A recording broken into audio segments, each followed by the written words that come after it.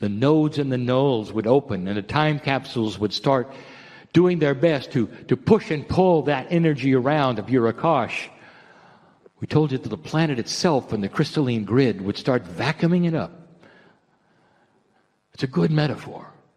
Vacuuming it up to help you to get out of the fear, to get out of the condition of a duality that was shifting with an Akash which was pressing on you. And here you are in the middle of the shift as an old soul. And some of you are still afraid. You don't know. You can't trust the light, perhaps, or you're uncertain of what to do next, or you can sit in this channeling and read a book and it doesn't help at all. You're still stuck. And the things that you want to change, your joy factor, for instance. Would it be nice to wake up in the morning and be cheerful? No matter what. No matter what. Knowing that the balance that is your truth of the duality is in the positive side. Sure, you'll have bad days, but the balance that you have will always come up to being the balanced, compassionate one who will laugh a lot and smile and see God in everyone. Where is that with you? And there are those who would say, it's nowhere with me. That's not me yet. So I present you number 3. 20 years. And we've been talking about something called pure intent. One of the strongest things that a human has. Esoteric, yes. Physical, yes. And we defined it so many ways. Pure intent, different than just intent. It's the kind of intent where you say, I intend to get wet into this lake. I'll think about it. I'll intend and intend. But pure intent has you jumping in the lake. Knowing that gravity will take over and put you right where you intend to be. That's pure intent. The other word is cognizing. Believing it so strongly, it becomes you. It becomes your way of life. Intent is so powerful that it is the one that is number 3 of the 2 we have given you before.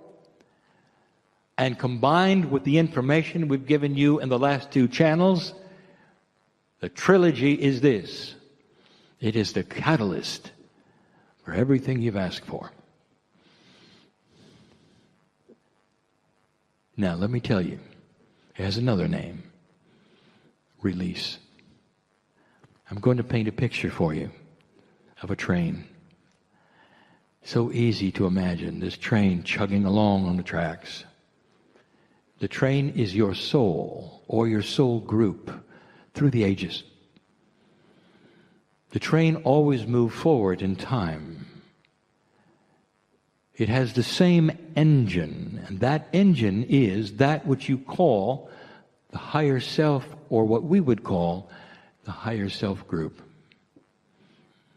It's always the same higher self. The primary is the same. Your best friend is your higher self.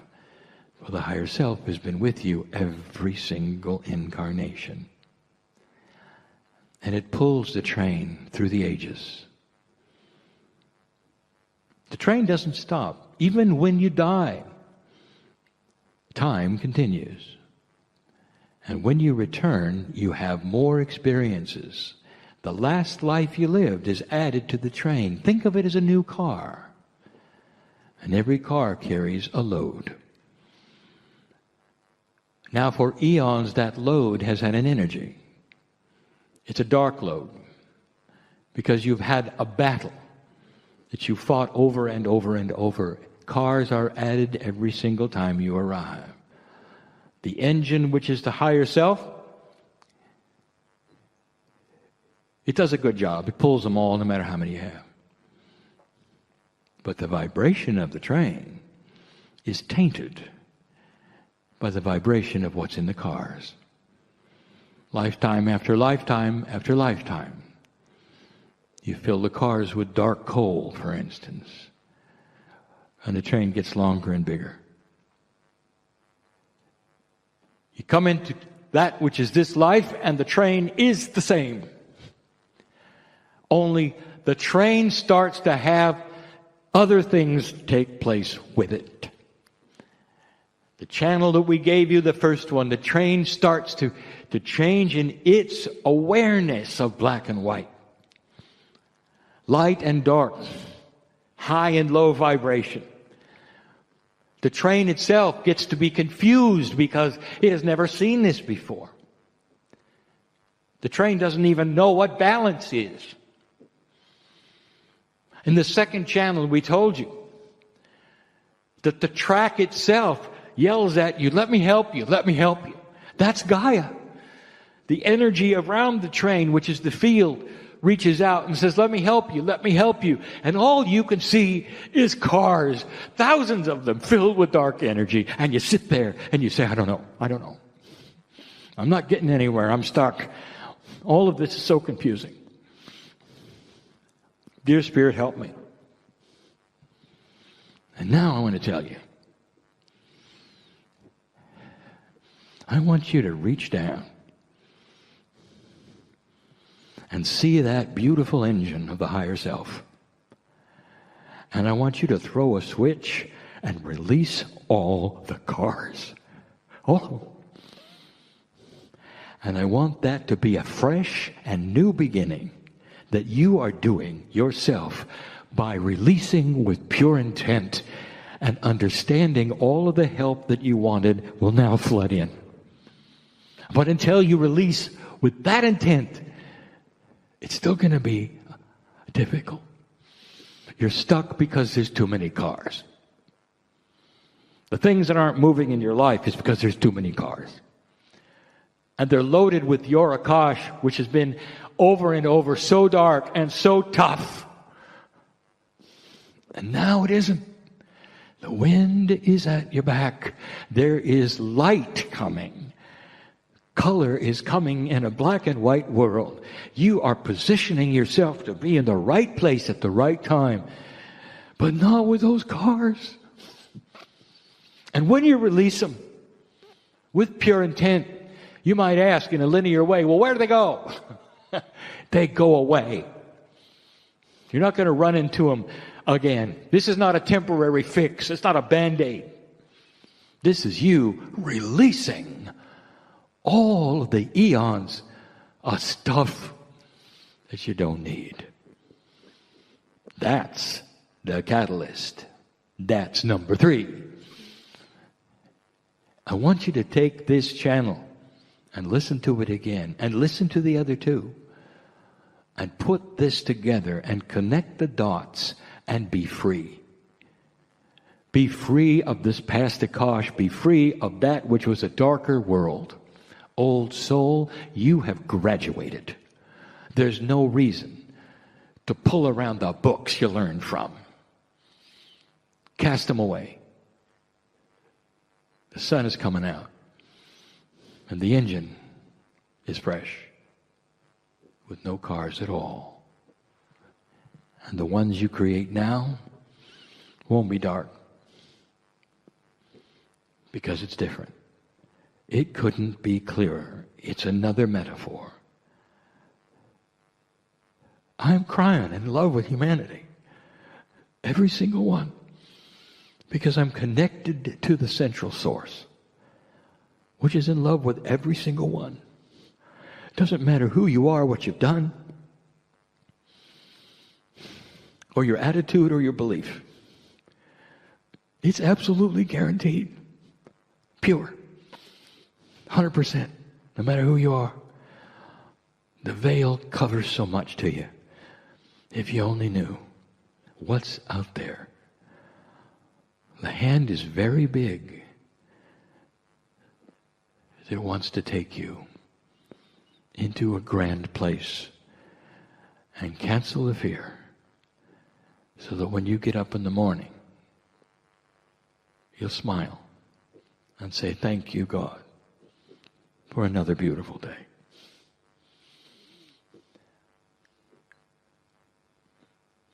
And that's enough for now. And so it is.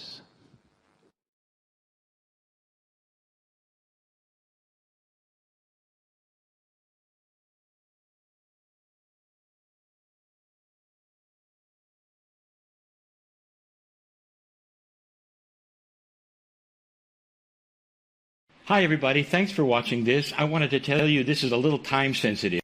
Hi, everybody. Thanks for watching this. I wanted to tell you this is a little time sensitive.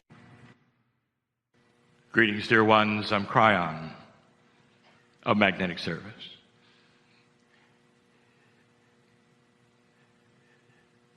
Spirituality meets science, you say. Or science meets spirituality, you say. And in these closing moments, and they won't be long, I want to give you the rest of the story. An explanation for some of you that you've been waiting for 29 years. And some of it's science from a channeler. It starts to shake hands in a way you didn't expect. It creates a coherence of consciousness and belief, understanding of something that so many had no idea of. No idea. I present in just a moment even a question to the science. The ones who are here, the ones on the stage, and I take it to another level. I'm asking my partner to go slow because I want this to be correct. 29 years ago, when my partner started to channel Kryon, me, this consciousness in the field, which represents perhaps the voice on the other side of the veil that perhaps is connected to a higher source, perhaps even that which is the creative source. 29 years ago. And when I came in, I announced to my partner that which he didn't understand and those around didn't understand. Comical to some, to many, even to my partner for a while. I was the magnetic master. He laughed. He didn't understand. He accepted it. He didn't understand. And now I'll tell you what it means.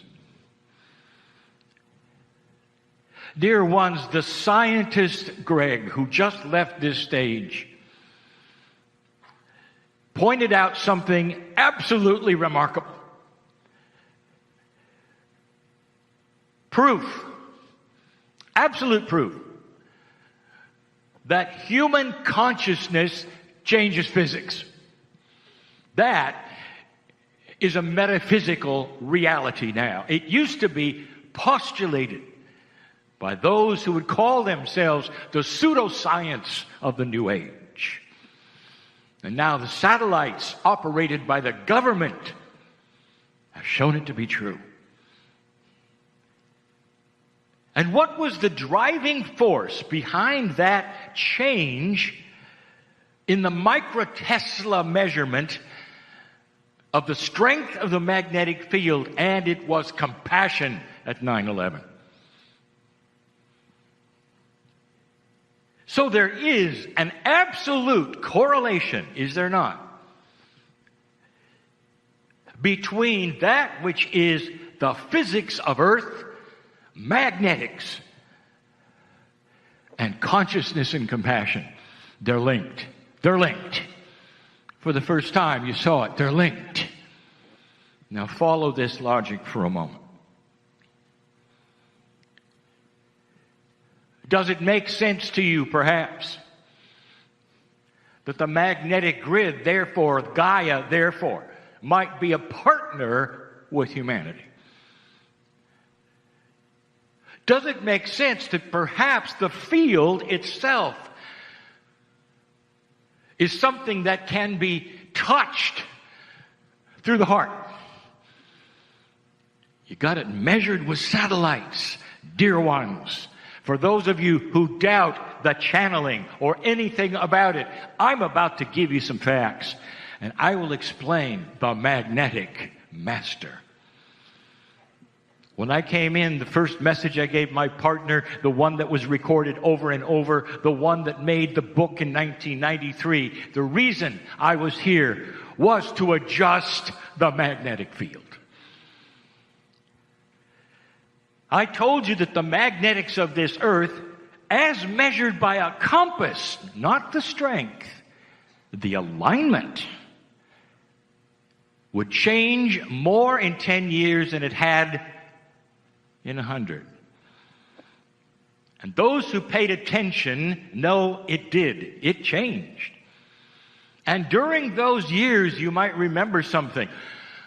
Those mammals who would beach themselves constantly, where they never did before. The whales that would go into the surf, where they never did before. And then you find out later that they navigate with their own compasses inside themselves. The magnetite in their very brains is a GPS that they use. And when the grid started to shift and the compasses started to also show it was shifting, even the whales didn't know. How many of you realize and remember that runway numbers in airports are compass headings?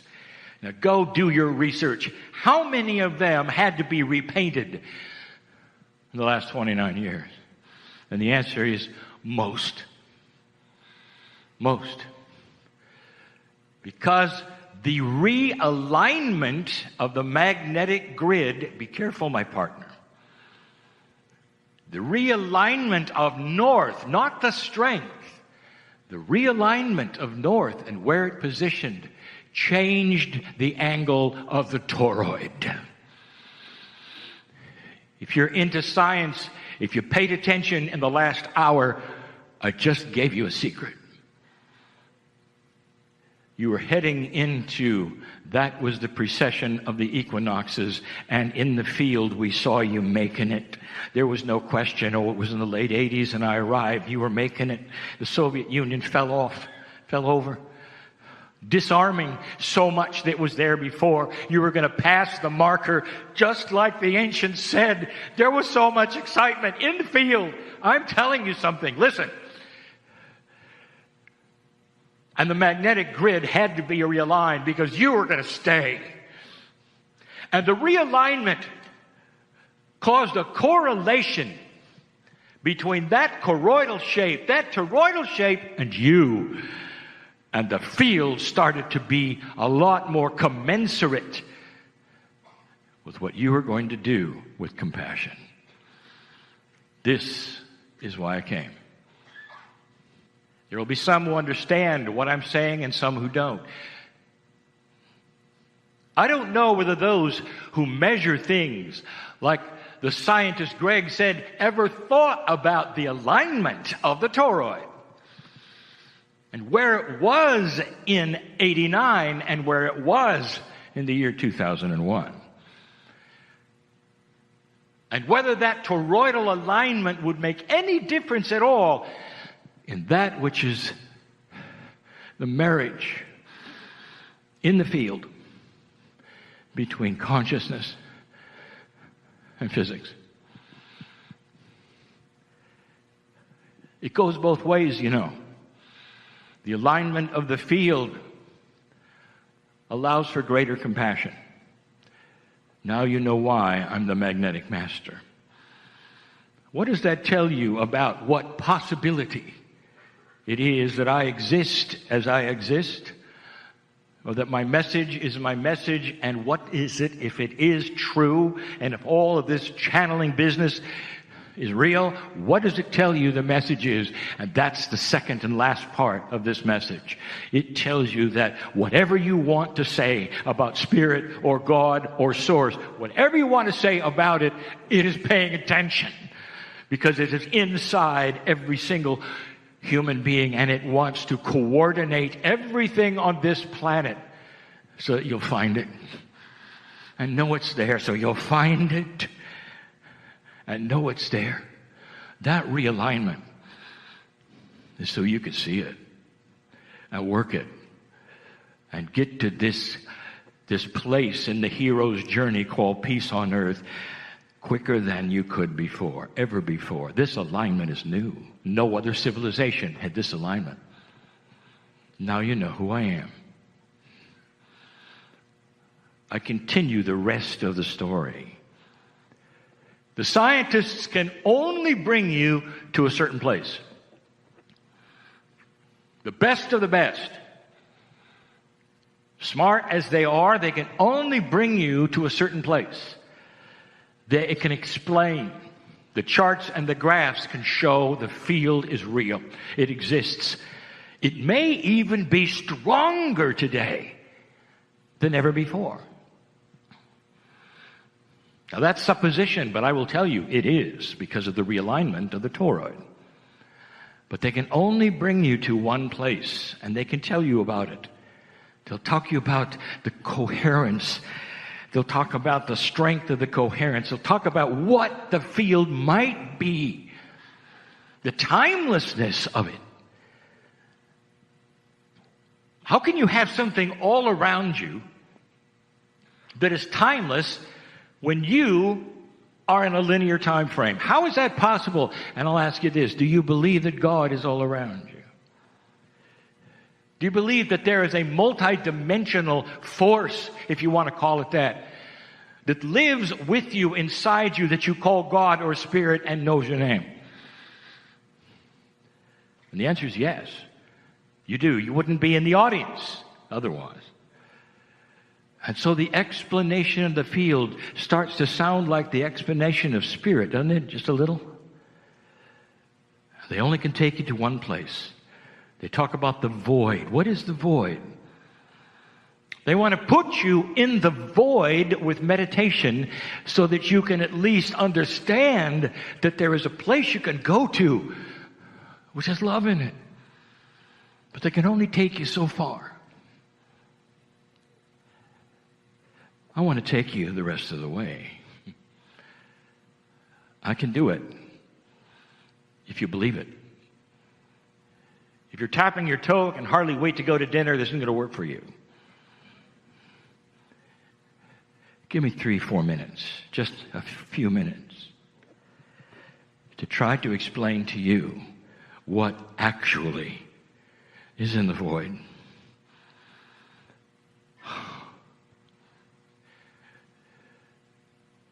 There are many in here who believe in that which you would call a reincarnated experience. Dear ones, you never die. Your soul is eternal, and it comes because the body wears out. Simple. Simple.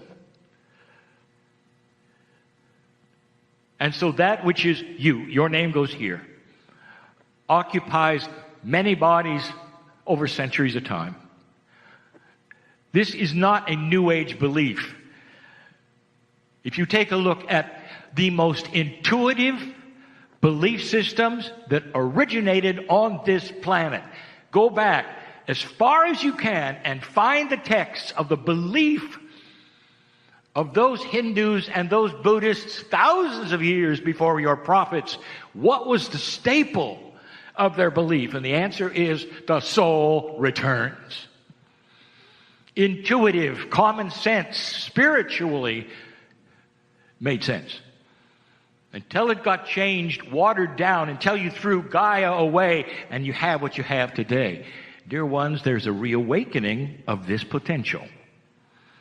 And those who sit and listen right now, most of you understand. You've been here before. Turn the page. Were you always one gender? And the answer is no. There is a system of gender shift. It makes sense so that all of you will participate with your Akash in the compassion of the other. So that in this lifetime or others, when you meet and fall in love, you will be able then at some level to relate to the other. And you do.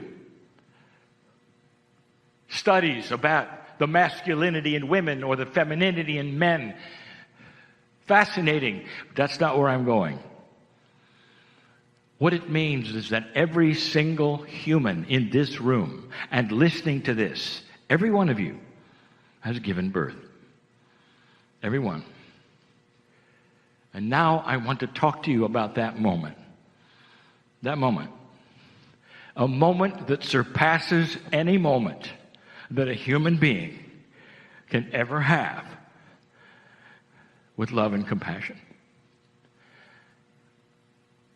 When the mother first looks at the infant that has just emerged from her, the soul which awakens and takes those breaths, and looks into the eye of the infant, if you could measure it, everything lights up. If you could measure it, the field can be felt by those in the room. They'll never get used to it. Ask those who deliver children. They never get used to it because that is so infectious. Love and compassion of that size.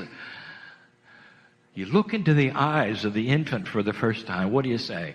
Mom, what could you say? What could you say? Welcome to earth. I'm going to be with you all your life. You're going to say that. It says, I'm going to protect you. I'm going to love you. I'm going to do everything I can to keep you here. There is no measure to this. If you had a love meter, it'd be broken. There's no measure. Now, if you can participate in this just for a moment and go there just for a moment, whether you're male or female, you'll all experience this. Emerging from you, life, put on your chest, open its eyes, and there he or she is. Oh. Now, I want you to double that feeling. I want you to triple that. I want you to square it. I want you to put it on the Richter scale. I want you to logarithmic it. And then you'll know a piece of the love that is in that void. Coming from that which some don't even believe exists, and that is a central creative force that has put you here, not by accident, who knows your name, loves you unconditionally, and knows of your magnificence, and looks into your eyes, waiting for you to open them. Waiting to say, I know you, I'm going to take care of you. I don't want you to be sick. Until your last breath, I'll hold your hand and love you so much that you'll be safe for life. The scientists can't go there. They just aren't allowed to. They're not allowed to go there with the charts and the graphs and all that they have, but I can, you see. I'm a channeler. Lee is a channeler. I'm Kryon. And here's what I want to tell you. Not only does this love exist, listen, use the logic. If you can love a child the way you do and it goes off the scale, what do you think is the scale of the love of God for you? And something is happening in this new energy. And here's what I want to get to. This love, this amazing discovery that there is a hand out and waiting for you to take it with free choice. This discovery that you have to make is stronger in this energy because of this realignment of this grid, because of this angle of the toroid, in this science, in this coherence than it's ever been before.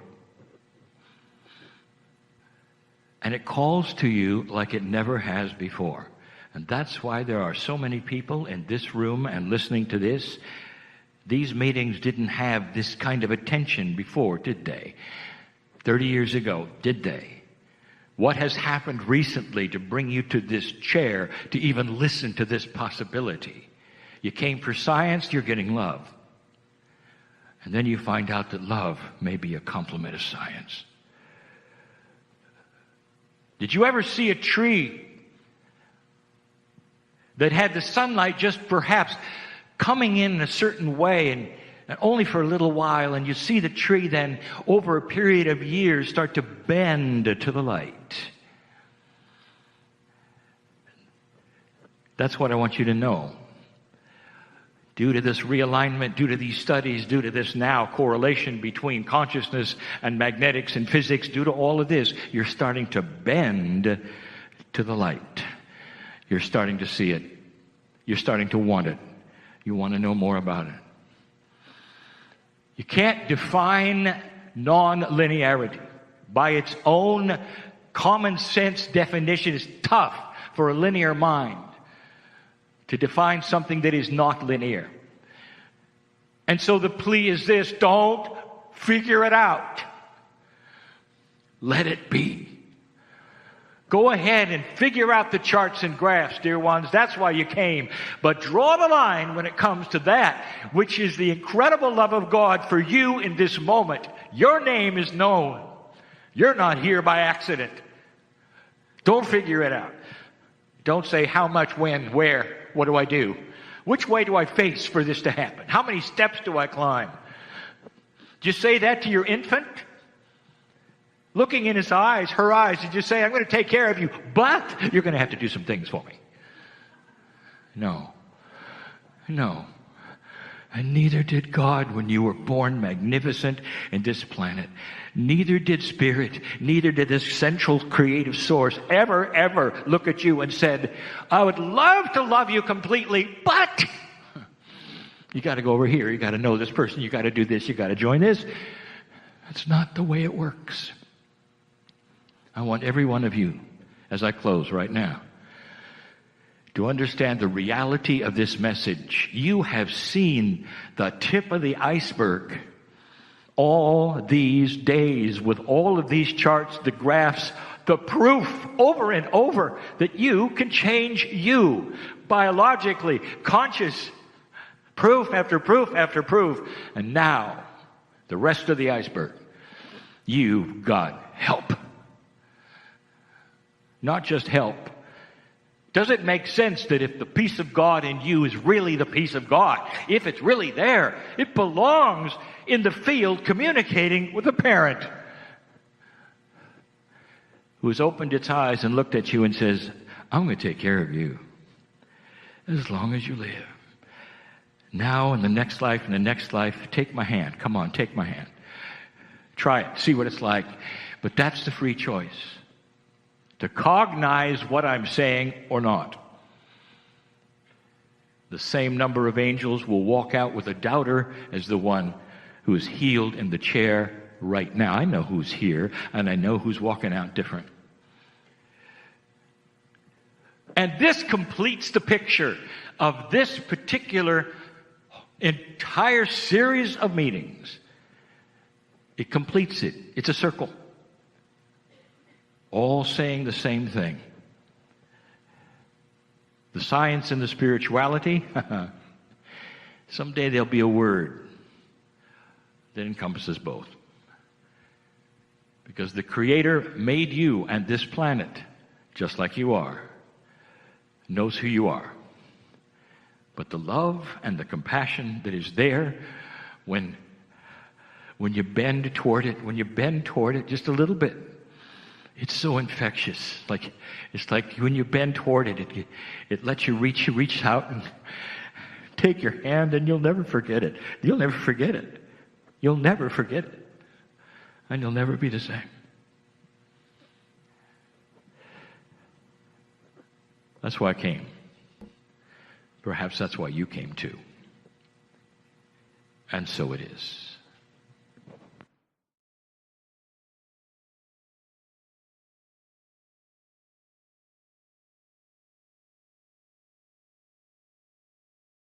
Hi, everybody. Thanks for watching this. I wanted to tell you this is a little time sensitive. Hi, everybody. Thanks for watching this. I wanted to tell you this is a little time sensitive. Greetings, dear ones. I'm Kryon of Magnetic Service.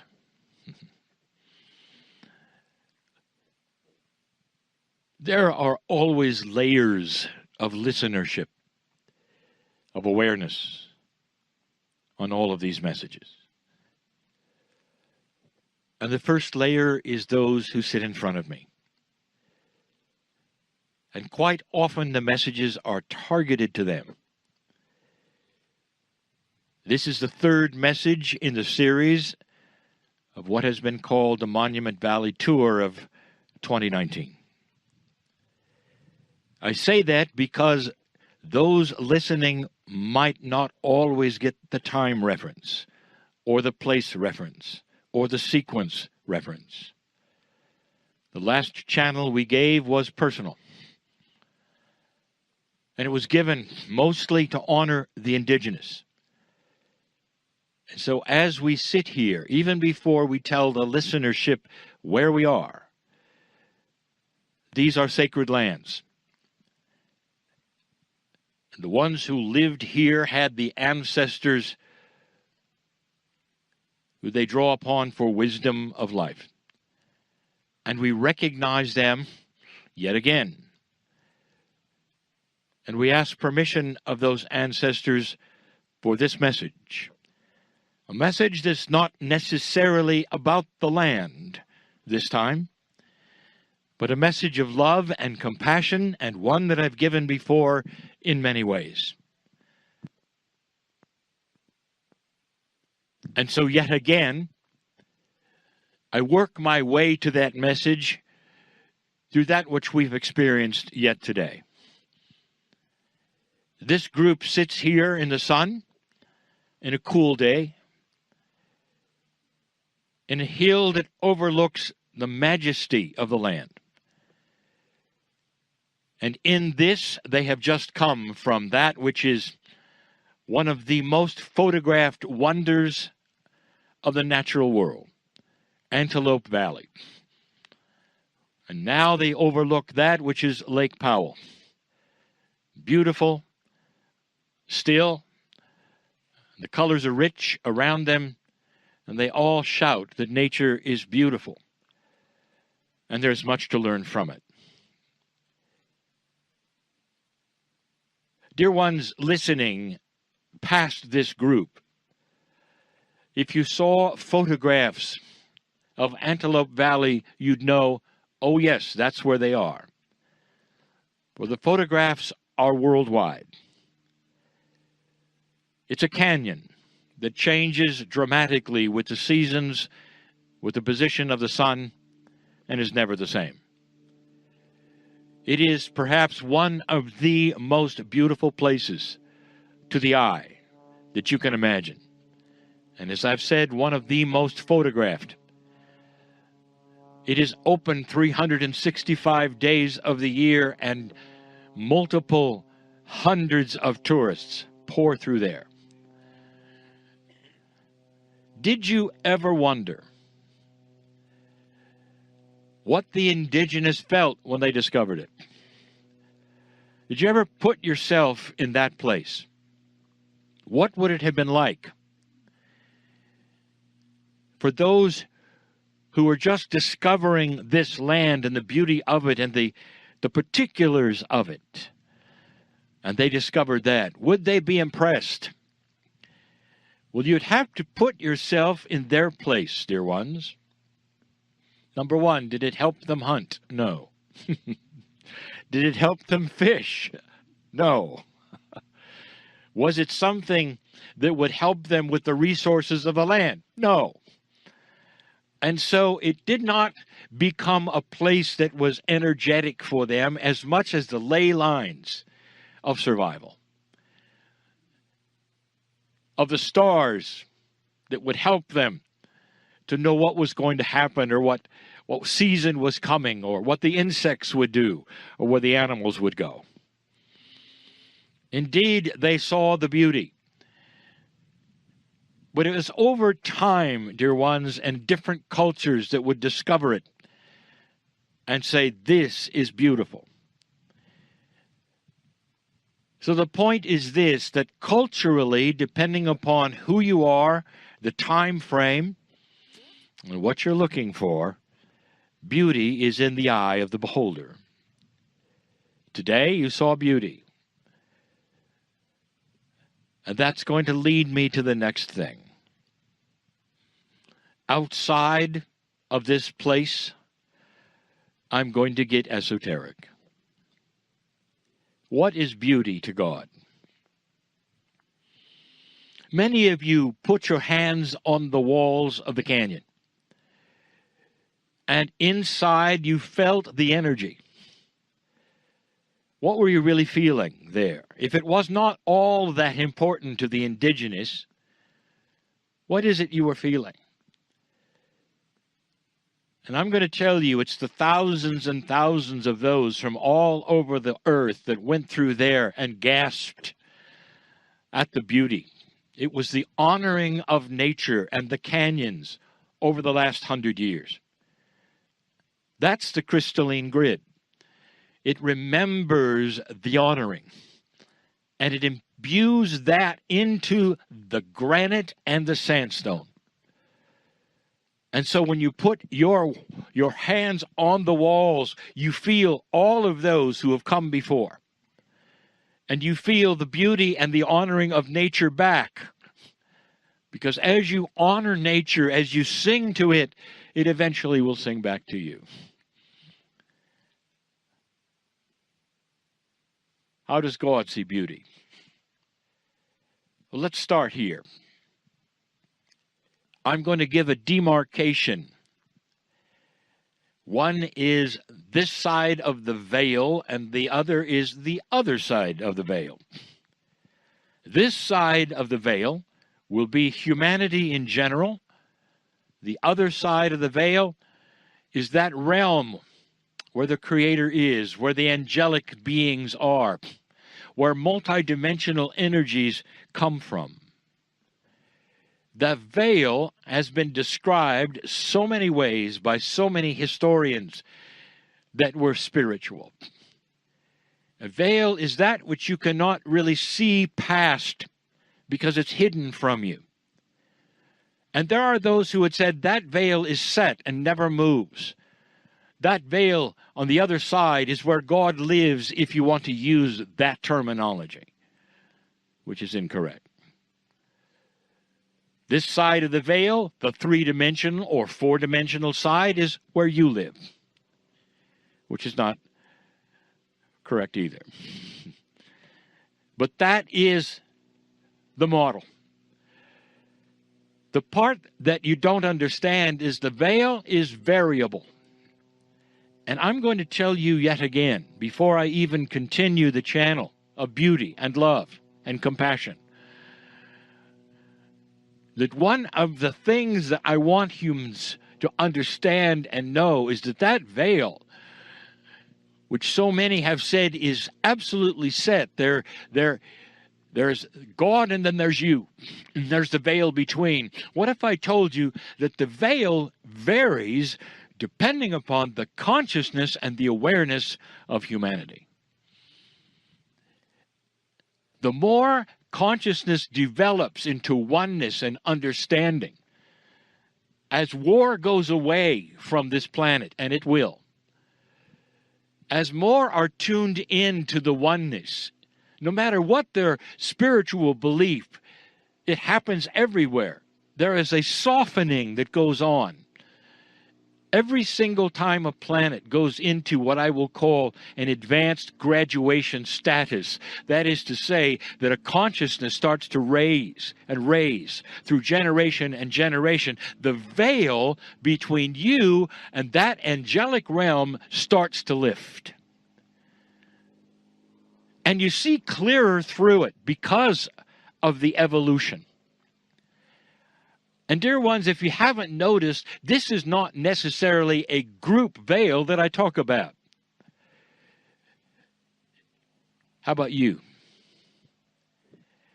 When you started to awaken to the potential that there was a larger truth, when you started to awaken to perhaps a potential of oneness, an awareness that all humans had the right to worship, and you could love them all no matter what, because in basic terms, they all want the same thing. They all have families. They all have to survive. They all love, and they all have compassion at different levels. And an advanced awareness or an advanced human consciousness is going to awaken to those things, that there is a oneness with all other humans, no matter what their culture is. Let me ask, did the veil start to lift for you? And the answer is yes. Because suddenly it was all right to be more aware of things that were outside of the reality of what most people would believe. And I'm not talking about strange things or occurrences or visions. I'm talking about the feeling that you were in touch with something higher than you were before. And I mean in touch. I mean on a daily basis, you were able to get help and feel the love from the other side of the veil. Dear ones, 80 or more % of this planet believes in the afterlife, believes in the Creator, believes in one God. And so you're all set up to understand that there's a separation between you and that which is more spiritual on the other side of the veil. So humanity in general is aware of that. But the ones that I speak to right now, so many of you who have had that experience, a lifting of the veil for you. So it's individual as well as humankind potential. What I've told you for 30 years is that the potential for human evolvement is here. What I've told you for 30 years is its relationship to the magnetic grid of the earth has been established with consciousness, and that is why the magnetics of the planet even moved in the 90s, to allow this higher consciousness with free will to show itself. All of these times I've told you the track is established with free will for humanity to start growing up, to leave the barbarians that you were behind, to have the absence of war eventually, and it's coming. And every time we say that, there are those naysayers who say it cannot happen because it never did. There are those who would say, well, it's a nice idea, Kryon, but of course it's ridiculous. Because if you look back on humanity, it never occurred. And that war is something we will always have. In fact, there are those who say you're overdue for the next one. And so that makes this message something that is controversial. But not near as controversial as what I'm about to tell you. What I have said for so many years now, for decades, that gets me in trouble with almost everyone. And I'll tell you, how does God see beauty? Do you believe in angels and esoteric spiritual guides? Flat out, that question to almost every human being, and they will say, at some level, yes. Because almost every spiritual system on the planet features those attributes. Angels, guides, helpers. In almost every spiritual system, there'll be hierarchies of those very things. And they'll give them names, and there'll be helpers in certain areas for health and safety, for weather. It is common to then get help from the other side of the veil through these ideas. Are these ideas accurate? Yes. Yes, they are. Because God, whatever that term means to you, the creator of all things, that which is inside you, has an entourage. And if you've identified it as angelic, that's the human feeling. That's as good as you can get. But remember this. Human beings can only project what they know from themselves. So the consciousness of humans then often is placed upon that which you don't understand. So the angelic realm often becomes simply humans that are different. An angel, for instance, is a multi-dimensional, beautiful helper, if you want to say, that is part of the realm of God. Multi-dimensional, beautiful. And yet for you to understand it, you have to put skin and wings on it and give it a name. You have linearized something that is multidimensional so that you can conceive of it. So you can already see that there is an issue with how you see things. And there's no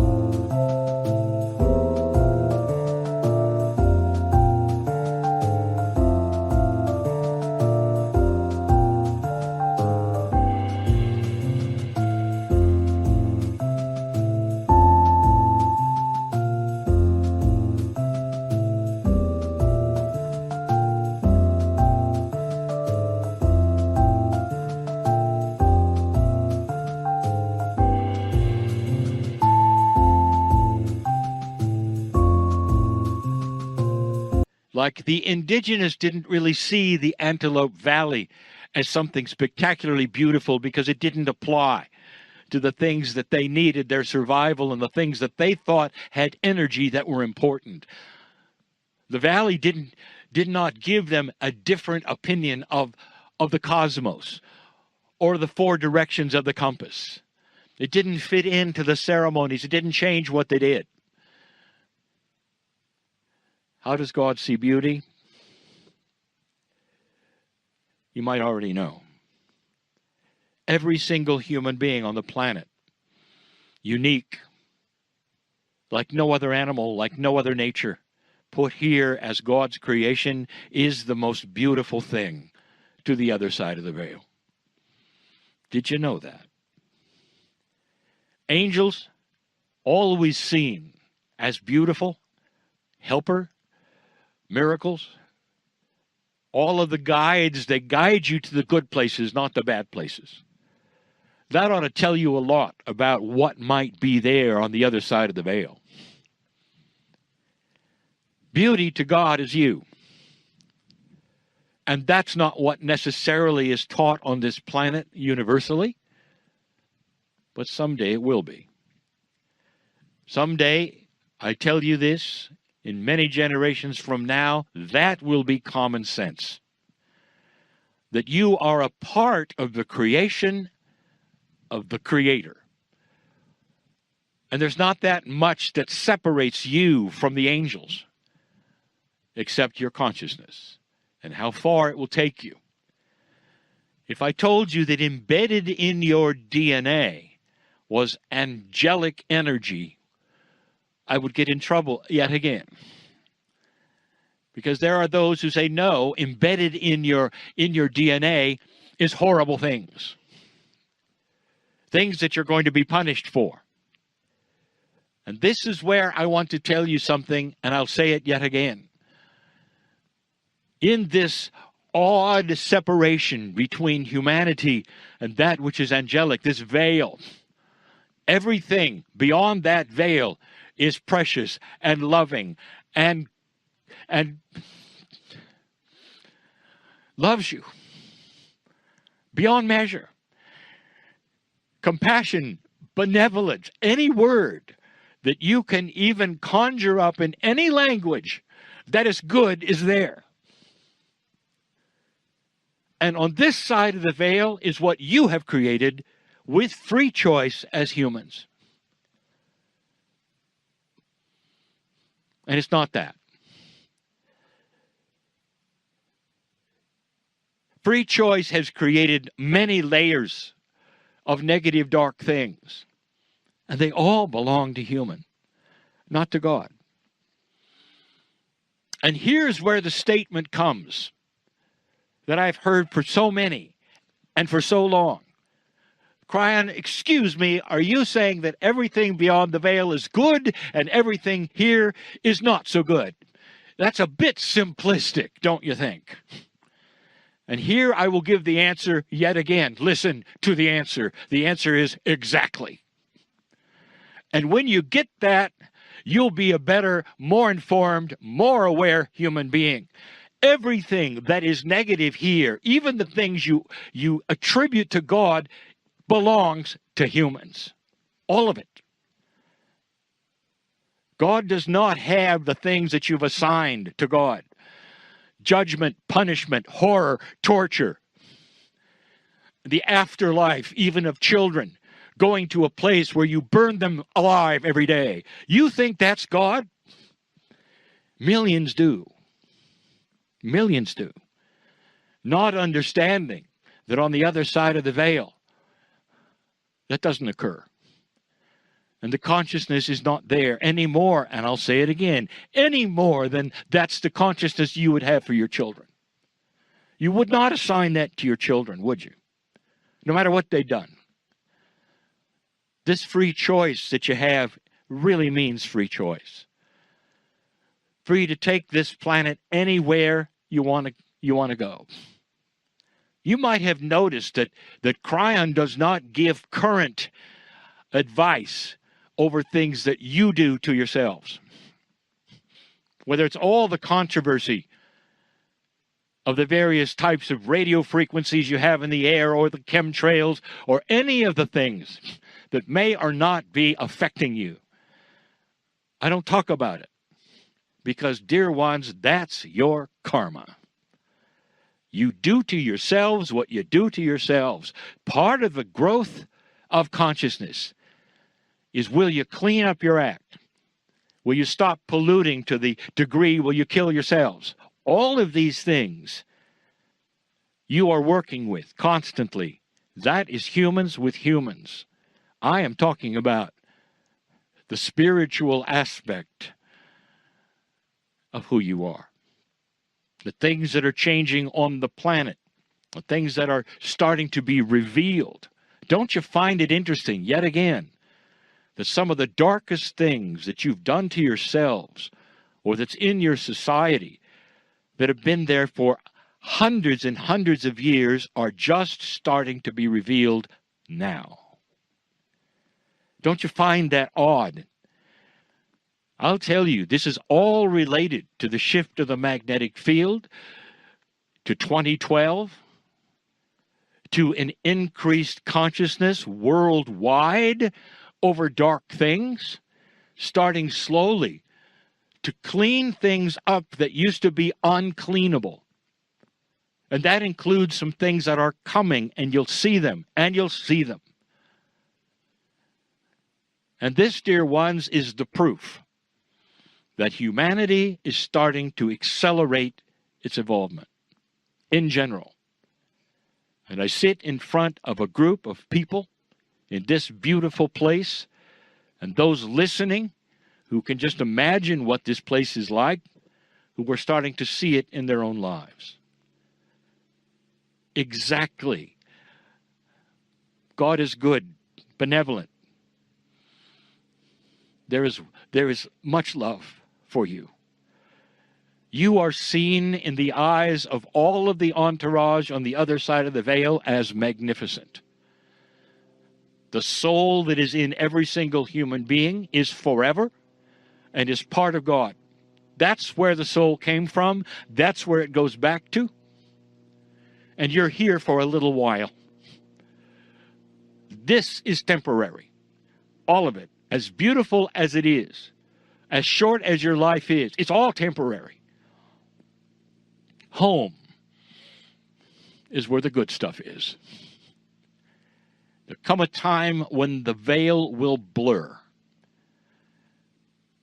And there'll be the realization that the angelic realm is starting to be available.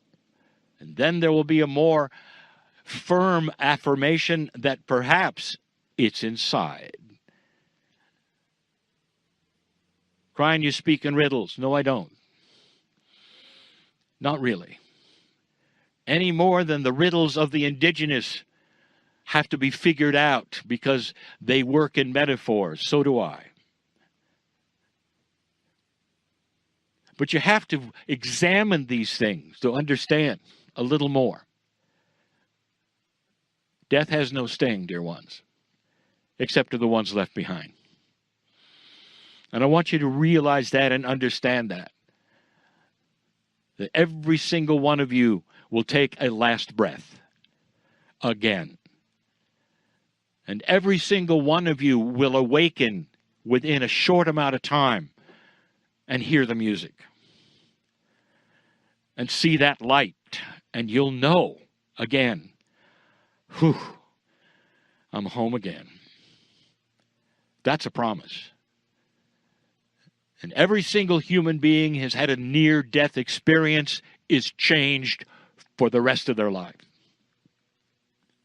Did you know that this magnetic grid that you have around the earth is part of your consciousness? Were you aware that you need the magnetic grid to live? I'll say it again. If you're going to go into space, scientist, you better take the grid with you. You better assimilate it somehow and take it with you. You ought to study it to make sure you understand what it's doing, or what it's not doing. Because you can only go so long without it before your body starts to deteriorate. I've never mentioned this before, not like this. There are a few men who have gone beyond the grid as astronauts and spent time, and they were changed forever. And some of you can find this in books and interviews where they go out as astronauts or military or scientists and come back as painters and artists and poets. And you might say, well, what has that got to do with anything? I just gave you something to think about regarding the magnetic grid of this earth and reasons for it and how it's tied in to you, to the indigenous, to the land, to the other side of the veil, to the angelic realm, to what's going on in the shift right now. You are the Antelope Canyon to the angelic realm. They line up to see if you're listening. Some of you are, and some of you are not. But it does not detour them at all. These helpers, these angels, are next to you all your life. And with free choice, you may find them. And with free choice, you may ignore them. And there is no judgment. Because again, we'll see you, and the party is real. The party after life is real. The big aha is real. When you awaken and realize you are part of the angelic realm, and all that is here is artificial to some degree, a test to some degree, and temporary until that place where the veil is no more. And you as humans are one with your higher self. I've seen it. It happens in other places of this galaxy. It's even the reason you're here. That may seem a mystery to you for now. I give this message in a place where the ancestors smile. And they say, this is the message we have always given to the indigenous that are here, who know they are part of the four compass headings and are part of the stars and the cosmos and of nature, and play their part in a dance with the elements that keeps them surviving for century after century after century without any depletion of nature. Being one with these things is the most wise thing you'll ever learn again. That's it for now. Leave this place knowing you're magnificent. Truly. And so it is.